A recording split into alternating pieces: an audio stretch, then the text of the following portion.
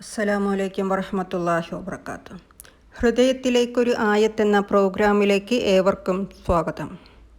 സഹോദരങ്ങളെ, സൂറത്ത് ഹൂദിലെ 26-ാമത്തെ വചനത്തിൽ നൂഹ് നബി അലൈഹിസ്സലാം തൻ്റെ ജനങ്ങളോട് ഇപ്രകാരം പറയുന്നുണ്ട്: അള്ളാഹുവിനെ അല്ലാതെ നിങ്ങൾ ആരെയും ആരാധിക്കരുത്. വേദനയേറിയ ഒരു ദിവസത്തിൻ്റെ ശിക്ഷ നിങ്ങളിൽ വരുമെന്ന് ഞാൻ ഭയപ്പെടുന്നു എന്ന്.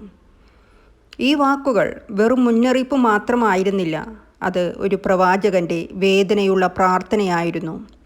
തൻ്റെ ജനങ്ങളോട് സ്നേഹത്തിൽ നിറയുന്ന കണ്ണീർ പോലെയുള്ള വാക്കുകൾ. നൂഹ് നബി അലൈഹിസ്സലാം പറഞ്ഞു, ഞാൻ പേടിക്കുന്നു, തൻ്റെ ജനങ്ങൾ നശിക്കുമോ എന്ന ഭയത്താൽ എന്ന്. എത്ര മനോഹരമാ കരുണയുടെ ശബ്ദം! നൂഹ് നബി അലൈഹിസ്സലാം തൻ്റെ ജനങ്ങളോട് ദോഷം പറഞ്ഞില്ല, ശാപം പറഞ്ഞില്ല, മറിച്ച് അവരെ രക്ഷിക്കാൻ തൻ്റെ ആയുസ് മുഴുവനും ചെലവഴിച്ചു.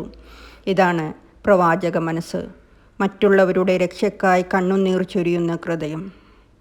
ഇന്ന് നമ്മൾ ആർക്കെങ്കിലുമുണ്ടോ ഇതുപോലെ ഒരു ഹൃദയം? നമുക്ക് ചുറ്റുമുള്ളവർക്കായി അവരുടെ ആഹ്റത്തിന് വേണ്ടി ഒരൊറ്റ വാക്കുപോലും പറയാൻ നമുക്ക് മനസ്സുണ്ടോ? നൂഹ് നബി അലൈഹിസ്സലാമയുടെ ഈ പ്രബോധനം നമ്മെ ഓർമ്മപ്പെടുത്തുന്നു, സത്യത്തെ വിളിക്കുന്നവൻ ദേഷ്യത്തിൽ നിന്നല്ല, ദയയിൽ നിന്ന് സംസാരിക്കണമെന്ന്.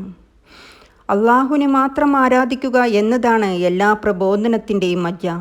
ആ വാക്ക് നമുക്ക് വീണ്ടും ഹൃദയത്തിലേക്ക് കൊണ്ടുവരാം.